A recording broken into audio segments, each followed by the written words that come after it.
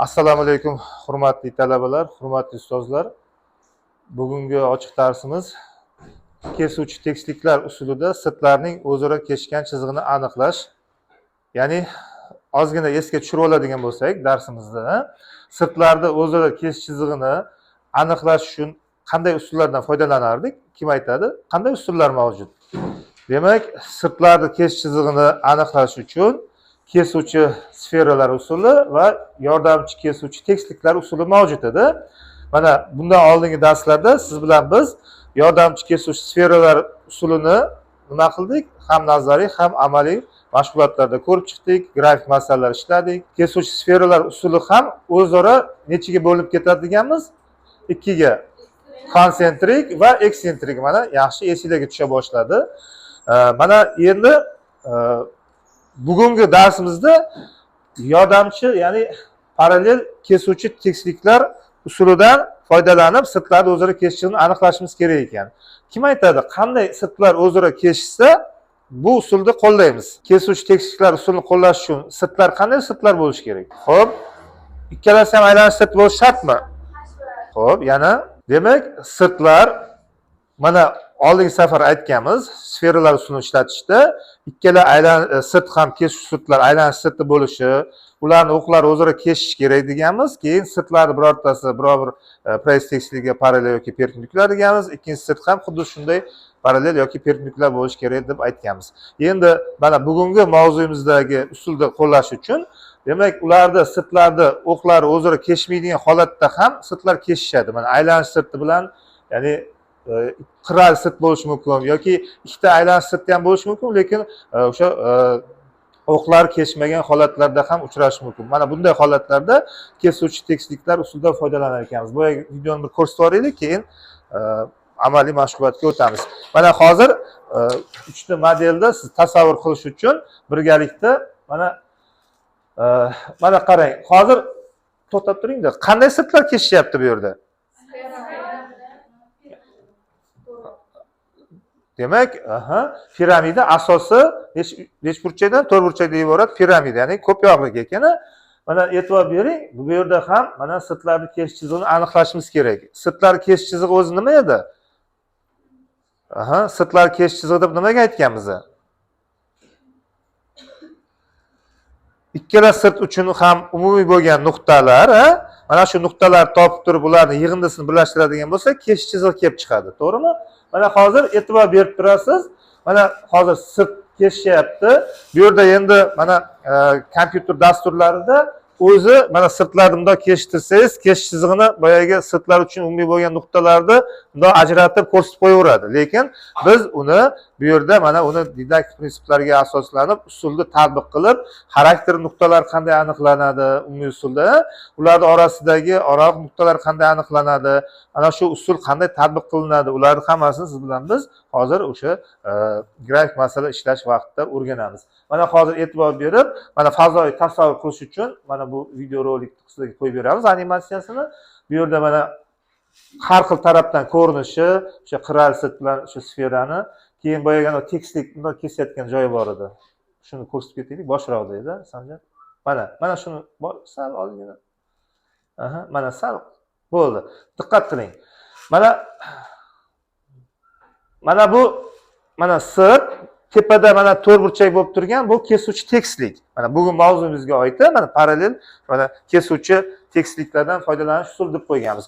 Bu parallel deganda proyeksiya tekisliklariga parallel qilib tanlaysiz. Tushundingizmi? Gorizontal proyeksiya tekisligiga parallel yoki frontal proyeksiya tekisligiga va hokazo. Ana shunda o'sha qulay bo'lishini ta'minlashimiz kerak. Bizda shunda agar aylanish sirti bo'lsa, uni aylanmalar bo'yicha kesadi, agar mana qiral sirtlar bo'lsa, uni to'rt chiziqlar bo'yicha kesadi. Mana bundoq tepadan olib kelyapti. Mana tekislik kelib kesganda bundoq hozir ikkala sirt uchun umumiy bo'lgan nuqta hali chiqmadi. Bundoq yaqinlashib, mana shu yerda ikkalasi uchun mana ko'rdingizmi? Mana kelganda mana shu sirt kelib bu sferani ham, ko'p yoqlikni ham kesgan paytda, ikkalasi uchun umumiy bo'lgan nuqtaga kelib to'xtagan paytda, ana shu sirtlar uchun umumiy bo'lgan nuqta kelib chiqadi. Va biz bunday nuqtalarni keraklicha, yetarlicha aniqlab turib, ularni o'zaro tutashtirsak, ikkala sirtni kesgan nimasi kelib chiqar ekan? Chizig'i kelib chiqar ekan. Mana diqqat qilishingiz mumkin. Mana hozir sekin keldi, mana uchrashdi, borib yana kerakli bir nechta mana shunaqa nuqtalar aniqlanaveradi, keyin biza uni chizig'ini aniqlab birlashtirib qo'yamiz ketma-ketlikda. Demak, bugungi usulimizni mazmuni shundan iborat, shuni to'xtatib qo'ying, bo'ldi. Endi mana hozirgi holatda siz bilan biz endi daskada mana shu berilgan sfera bilan, ya'ni piramidani o'zaro kesishgan chizig'ini nima qilishimiz kerak ekan, aniqlab.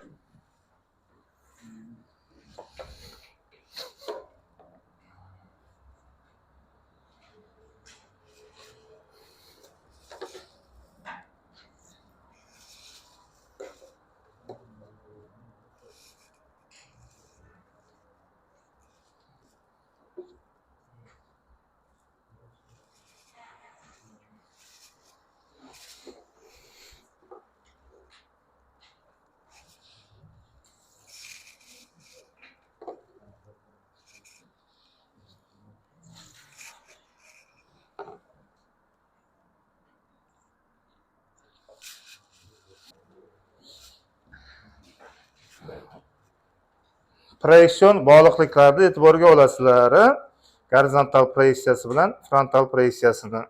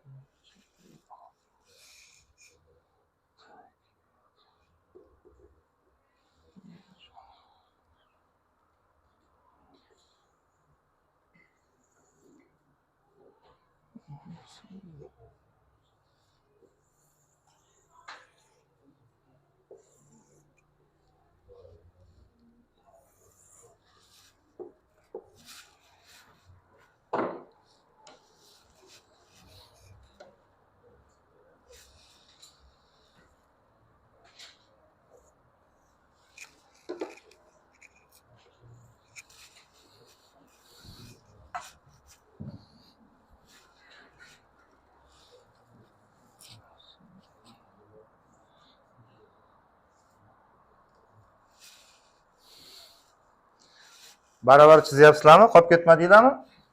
Mana sferani oldidan ko'rinishi bilan ustidan ko'rinish qanday bo'ladi proyeksiyada? Aha, aylana bo'ladi, ikkita proyeksiyasi ham. Demak, shuni e'tiborga olishlik kerak. Mana piramidamiz asos to'rtburchak bo'lgandan keyin uni qirralari bor.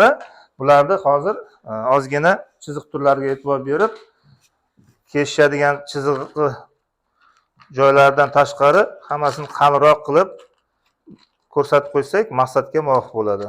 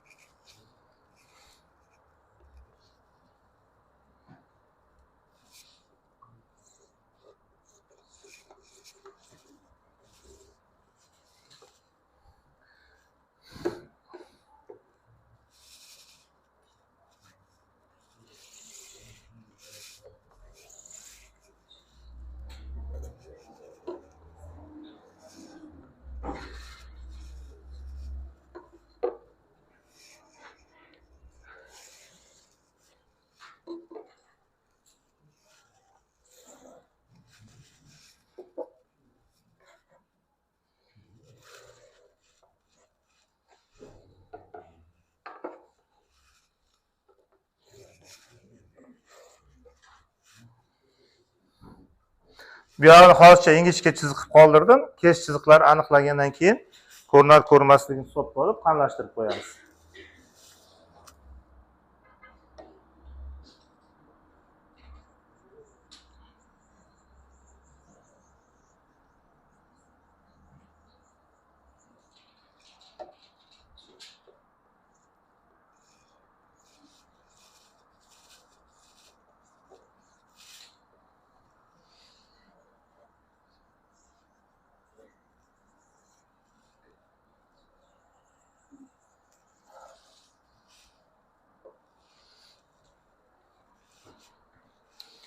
Demak,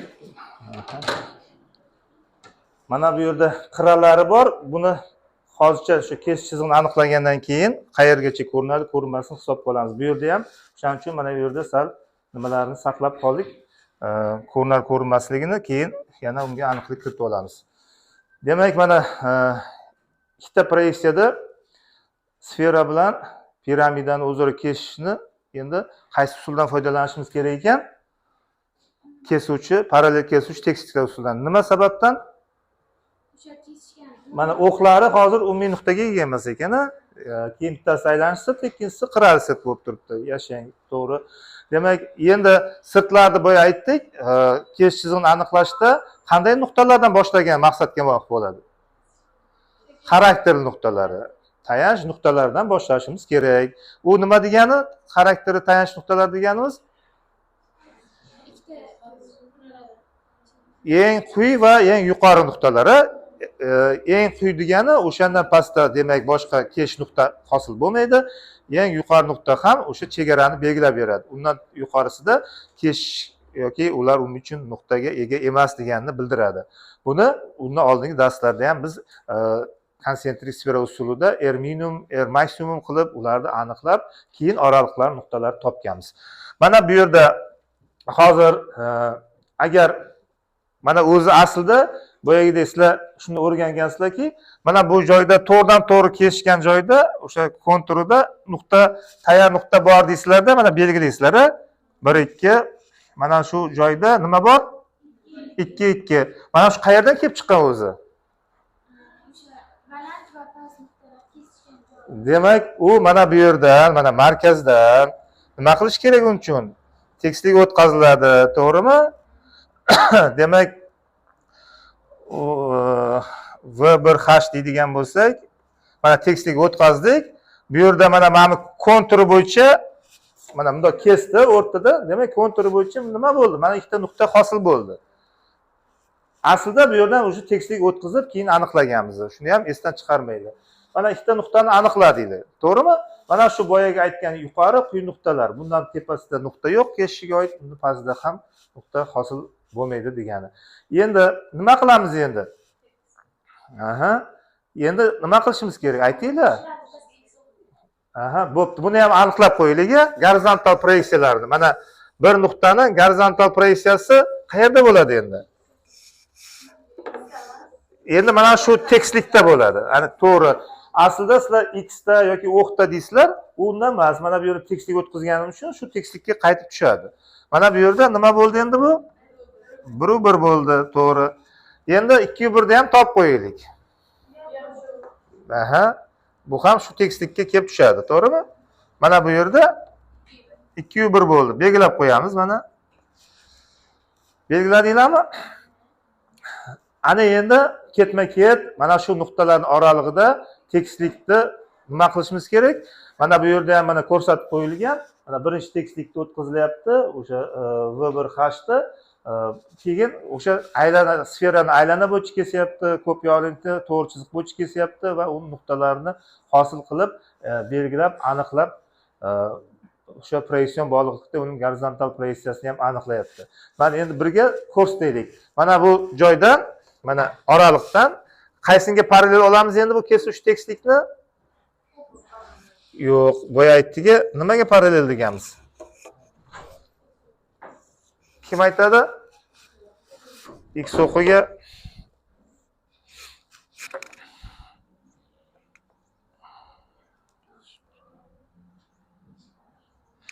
proyeksiya tekisligiga deganmiz. Mana gorizontal proyeksiya tekisligiga nima bo'ldi bu?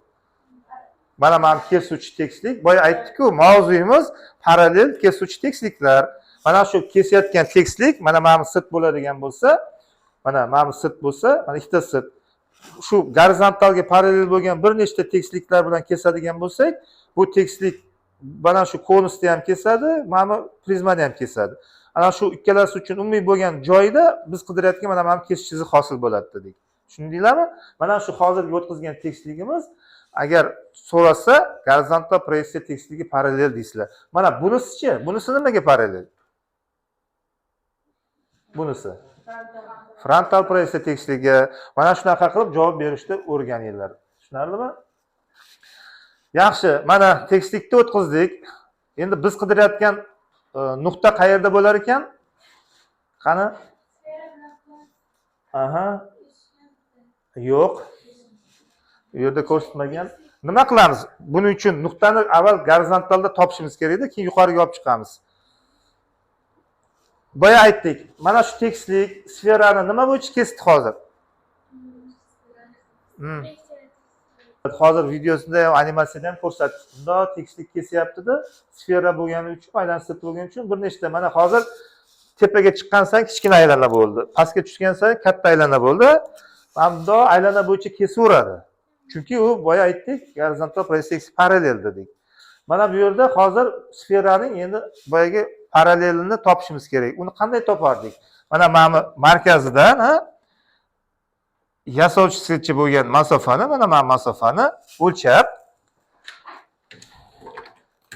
mana o'lchaysiz, tekstlik bo'yicha o'lchaysiz. Mana tekstlik kesdi, to'g'rimi mana? Sferani kesdi. Mana shu bo'yicha o'lchab turib, mana mantni sferani markazidan aylana chizib olamiz. Mana endi esingizga tusha boshladi. Buni ishlagansizlar sizlar, mana konsentrik sferalar usulida, boshqasida.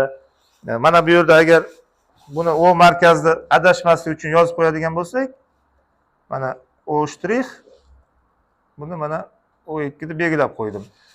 Hamma chiza oldimi shuni? Yana diqqat qiling. Mana kesib olib tashladik. Mana shunday radiusdagi aylana hosil bo'ldi. Kesilganda. Endi ko'p yog'likni kesganda nima hosil bo'ladi? To'ppa-to'g'ri. Uni mana bu yerda olasiz. Mana ko'p yog'likni shu qirasidan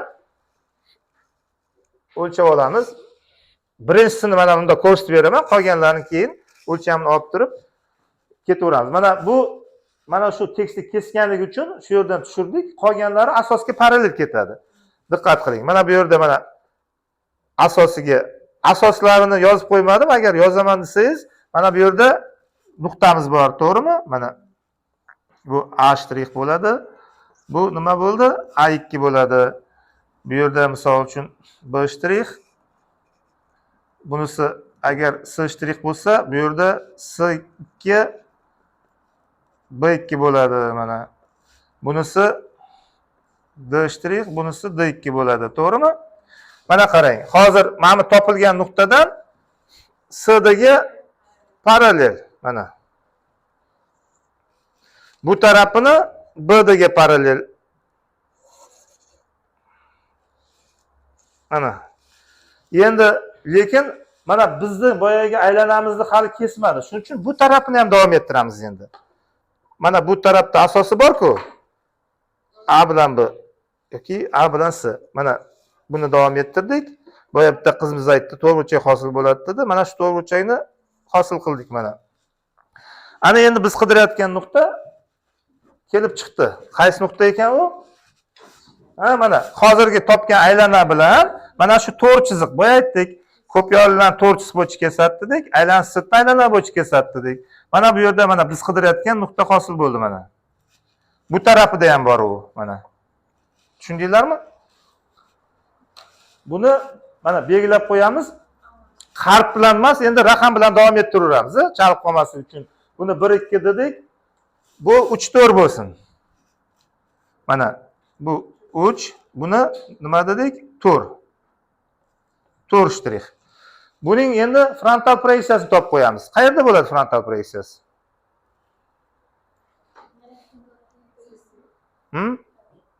Mana shu 3 bilan 4 da frontal proyeksiyasi qayerda bo'ladi? H1 ga olib chiqamiz. Yashang. Demak, bog'lov chiziq yordamida chizinglar.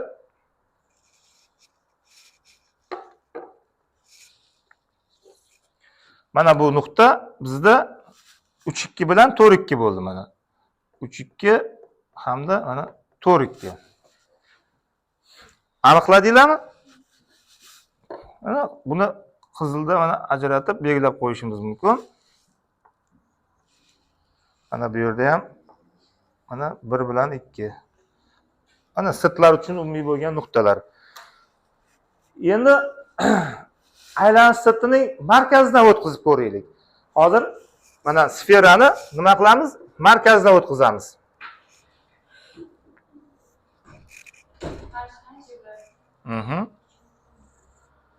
Mana tekislikni o'tkazdik. H2 deb belgilab qo'ydik. Kim javob beradi? Hozir qanday bo'ladi? Xo'p. Shu hozir bizda tayyormi, yo'qmi shu? Tayyor. Sababi hozir mana demak eng katta nimasidan o'tyapti. U tayyor. Endi bu yerdan ko'p yog'linikini chizib olishimiz kerak. To'g'rimi? Ko'p yog'linikini ham endi mana bu yerdan chiziq tushirsangiz ham bo'ladi yoki mana markazdan o'lchab olamiz. Mana 4 ta tomoniga. Ularni birlashtirsak, biz qidirayotgan chiziq kelib chiqadi.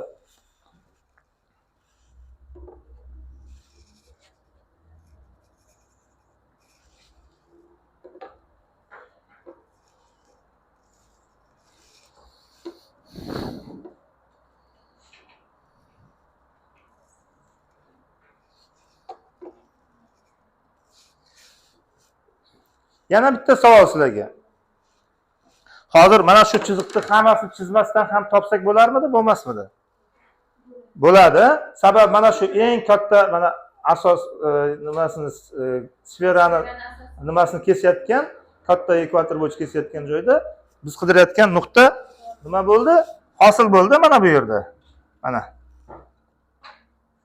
To'g'rimi? Mana. Buni belgilab qo'yinglar. Demak, 3 4 bo'lsa, bu 5, bunisi mana 6 deylik. Buni yuqoriga olib chiqadigan bo'lsak, mana bu yerda bo'ladi. To'g'rimi? Mana bu yerda 5 2 6 2 bo'ladi.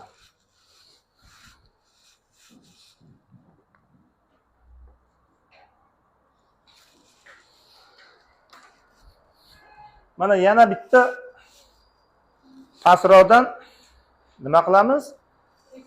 Tekislik o'tkazamiz, 3-tekislikni. Biz aytganmiz, qancha ko'p o'tkazsak, shuncha yaxshi deganmiz. Aniqroq chiqadigan. Endi mana bu bilan bir xil bo'lmasa yaxshi bo'lardi, bir xil bo'lib qolsa, yana shu aylana bo'lib qoladi. Shundan sal qochaylik. Tushundinglarmi? Nima deganimni? Yo katta yo kichkina bo'lsin. Agar ustma-ust bo'lsa, yana o'sha bitta aylanada yotib qoladi. Yo kattaroq bo'lsin, yo kichikroq bo'lsin.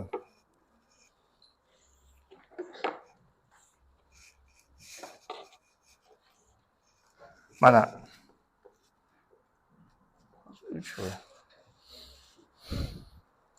Endi bu yerda aylana o'tkazishimiz kerak bo'ladi. Mana bu yerdan. Mana ko'rsatib qo'yamiz. O'lchaymiz.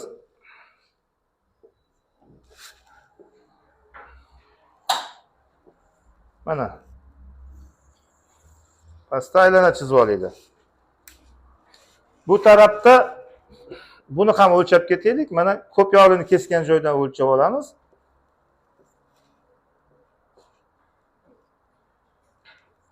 Mana. Endi chiziqlarni birlashtiraylik.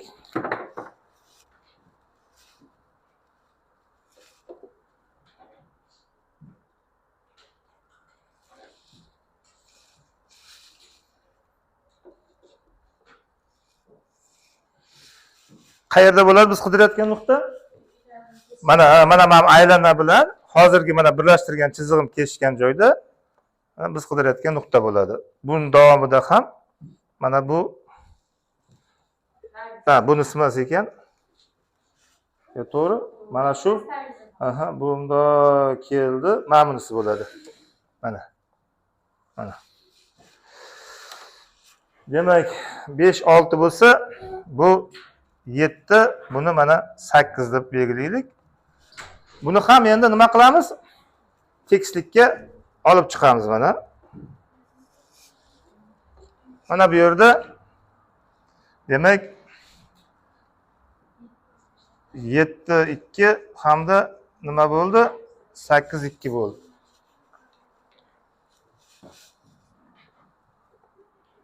hozircha mana ma'lum bir yo'nalishni aniqlash uchun nuqtalarni biz nima qilib oldik? Topib oldik. Bularni birlashtirsa bo'ladimi? Bo'ladi. Demak, lekala chizg'ichi yordamida mana ketma-ket mana 1 dan 3 4 ga 5 6 ga 7 8 keyin mana 2 ga boradi. Bunda siliq qilib ketma-ketlikda birlashtiringlar. Endi gorizontal proyeksiyasida menga yordam berasizlar. Qanday bo'ladi gorizontal proyeksiyasi? Ko'rinadi, lekin birlashtirishda bu yerda mana ko'p yog'li bo'lganligi uchun nima bo'ladi? Ikkita ellipsni bir qismi bo'ladi. Mana tasavvur qilinglar, mana bunda bormikin?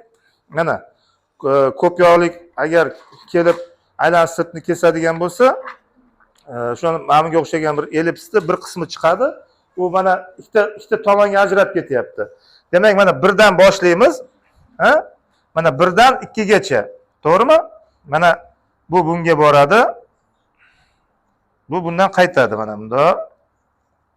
Bunga qaytadi, keyin bu qaytib 2 ga boradi. Bu tarafida ham xuddi shunday. Bunga borib, bundan qaytadi va mana bunday bo'ladi.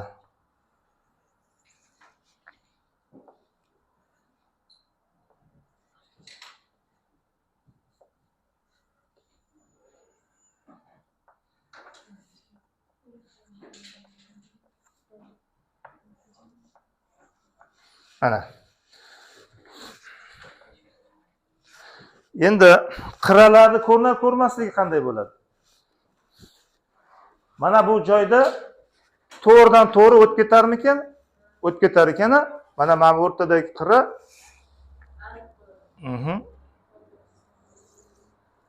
Ko'rinadigan chiziq. Demak, bu endi o'z-o'zidan ko'rinmaydigan bo'lib qoldi mana, to'g'rimi? Mana bunisi ham sfera ham kirgandan keyin ichiga u ham nima bo'ldi? Ko'rinmaydigan chiziqqa aylandi. Mana 1 dan 2 gacha bo'lgan ichkaridagi ko'p yog'li qismi sferani ko'rinmas chiziqqa aylandi. Endi buni ustidan qaraganda qanday bo'ladi? Mana gorizontal proyeksiyasida endi nuqtagacha bo'lgan joylarini mana ko'rinadigan qilib qo'yamiz. Bu yerda ham shunday. Bu tarafi nima bo'ldi? Ko'rinmas bo'lib qoldi. Demak, narigi nuqtamiz mana bungacha ko'rinadigan bo'lib kelish kerak. Mana bunday keldi. Bunisi ham mana bunday keldi. Bu yog'i ko'rinmas chiziq bo'lib ketdi mana. Bu tarafda ham bungacha bo'lgan ko'rinadi. Bu yog'i ko'rinmas chiziq bo'lib qoladi mana.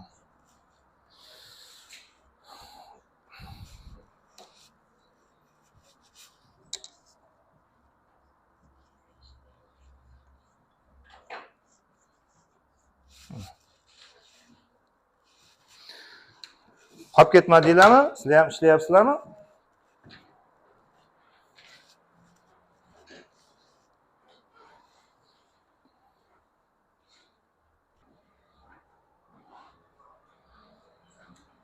Bu usulni qanday holatdagi sirtlar keshganda ishlatar ekanmiz? Sirtlarda o'qlar o'zaro keshmagan holatlarda kesuvchi tekisliklardan nima qilar ekanmiz? Foydalanar ekanmiz. Yaxshi. Endi mana shunday misollarni ko'p o'zingiz individual ishlasangiz, mana grafik sifatida, mustaqil ta'lim sifatida ana shunda yana ham shu fazoviy tasavvuringiz kengayib oshib boraveradi. Mana shu sirtlar keshishiga oid bo'lgan bilim, ko'nikma malakangiz oshaveradi. Endi bu sirtlar keshish ishlatilish joyini ko'p sizlarga takrorlaganmiz uni, to'g'rimi? Qayerlarda ishlatilar ekan bunaqa keshgan sirtlarni tatbiqi amaliyotda, hayotdagi? Texnikada, buyumlarda, bir qator buyumlarni yaxshilab kuzatgan bo'lsangiz, mana shu sirtlarni kesishdan hosil bo'lgan mana avtomobil karbyuratorda kuzatishingiz mumkin yoki bo'lmasa boshqa bir detallarda kuzatishingiz mumkin yoki holaga mana qurilishda ham hozir e'tibor bersangiz, mana shunaqangi bir holat, bir xil va shunaqangi shu sirtlar va undan tashkil topgan qurilish obyektlarini ham ko'p uchratyapmiz. Undan tashqari meditsina asbobi bo'ladimi, har xil texnik buyumlar bo'ladimi, mana shunaqangi sirtlarni kesishga ishtirok etgan holatlar uchrab turadi. Mana shuning uchun biz bu sirtlarni kesishini chuqurroq, kengroq o'rganishimiz kerak. To'g'rimi? Ana shunda uni tatbiqini tahlil qilish, o'rgana olish, keyin loyihalash, uni amaliyotda ishlatilishi imkoniyatimiz yana kengayib boraveradi. Agar savollar yo'q bo'lsa, bugungi darsimiz tugadi. Kelasi hafta uchrashguncha salomat bo'linglar. Uy vazifasini vaqtida bajaringlar.